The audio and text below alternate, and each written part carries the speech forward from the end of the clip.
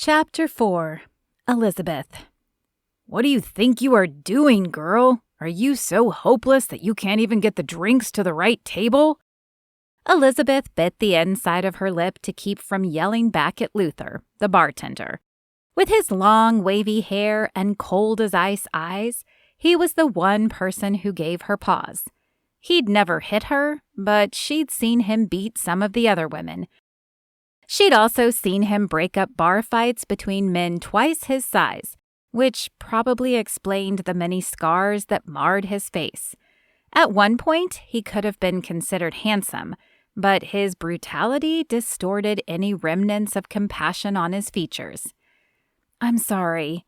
She hated apologizing to him, but it was only for a time, she reminded herself.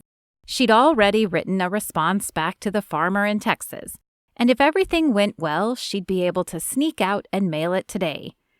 "Don't worry about him. He's especially grumpy today because some of his alcohol was looted last night." Mary kept her voice low, but Elizabeth appreciated the kind words, even if they were quiet. Mary was one of the older women, and she'd worked for Jacob for years. Her face showed signs of abuse, and she limped a little when she walked, but somehow she managed to keep a positive spirit and encourage the other women. "Thank you. I can't imagine who would be dumb enough to steal from him, though."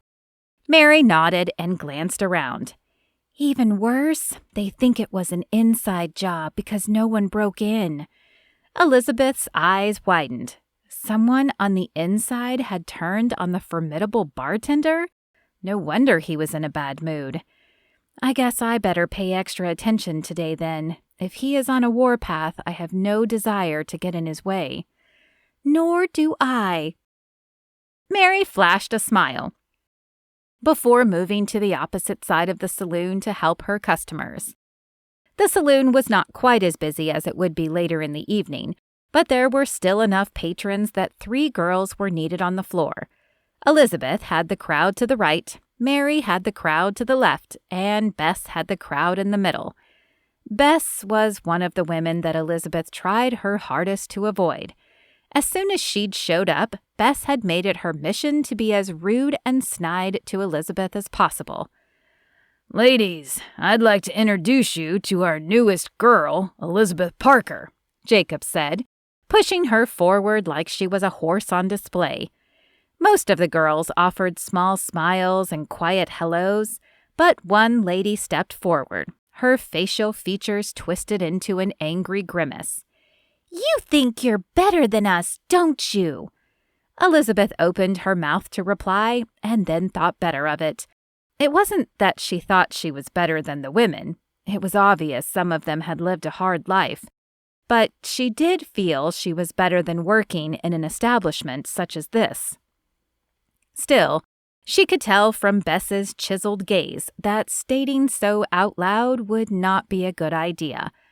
Plus, she had a suspicion that some of Bess's hostility was related to the fact that she was a larger woman and probably didn't get the same ogling looks the other women received. Not that Elizabeth enjoyed those looks in any way. She decided to try and offer an olive branch.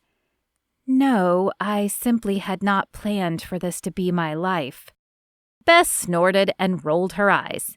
"You think any of us chose this as our plan for our life? That's rich, honey.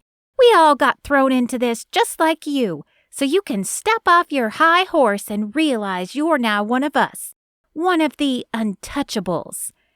The saloon women weren't untouchables per se, but decent women in society did not generally associate with them.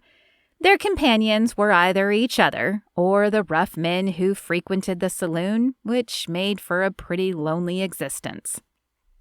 Not for long, Elizabeth thought, but any time in this place was too long, and the snail's pace at which the mail moved made it even longer. But she was determined this would not be her end. "Watch where you're going," Bess said, as she deliberately bumped into Elizabeth. The amber liquid in the glasses on her tray sloshed to one side and then the next, but Elizabeth managed to counter the effect and keep the beer from spilling. She shot a glare at Bess, who merely smiled and sashayed back to her side before placing the beers on the table in front of the men. "That was a neat balancing act," one of them said, as his eyes traveled from her face down to her waist. "I bet you have a few other tricks that would be worth exploring." His hand snaked out to snag her arm. Revulsion shot through Elizabeth, and she fought the urge to smack the man's hand away. "I'm afraid I'm not your girl for that, and I'm going to ask you to kindly remove your hand from my person." "Oh, you're gonna ask me kindly, huh?" He grinned at the man across from him, revealing a row of brown teeth. "What do you think, Clyde? Should I let her go? She asked me kindly." Clyde leaned back in his chair and scanned Elizabeth's form as well. His face was rugged and scarred, but his eyes were like pieces of coal after the fire had burned out. They were cold and lifeless. "I think that sounded more like an invitation to me. I think you might be right." Before Elizabeth could react, the man snapped her to him and she found herself on his lap, his breath heavy with alcohol and the stench of rotting teeth. "Where I come from," he whispered in her ear, "women know their place and don't talk back to men." Repulsion flooded her body, but Elizabeth knew that she couldn't let it paralyze her, so instead she turned to look at the man and tried to put on her bravest air. "Where I come from, men respect women and know when their touch is unwanted. Now I have a job to do, and unless you want the bartender, who is having a very bad day, to come over, I suggest you let me do my job." The man sneered at her. "You think I'm scared of your bartender?" Across the table, Elizabeth saw Clyde's eyes widen, and a moment later she felt Luther's firm grip on the shoulder of the man holding her. "You should be. Now get your hands off my girl before I remove them myself." While Elizabeth did not appreciate being called his girl, she could not deny the feeling of relief when the man let go of her and she was able to distance herself from his stench and his filth. "Go get some air," Luther said, pointing to the door, "but be back before the next rush." Elizabeth nodded, grateful for the reprieve and the chance to swing by the post office to drop off her letter. Now, more than ever, she wanted to escape this place. As soon as she stepped into the fresh air, Elizabeth felt as if a burden had been lifted from her shoulders.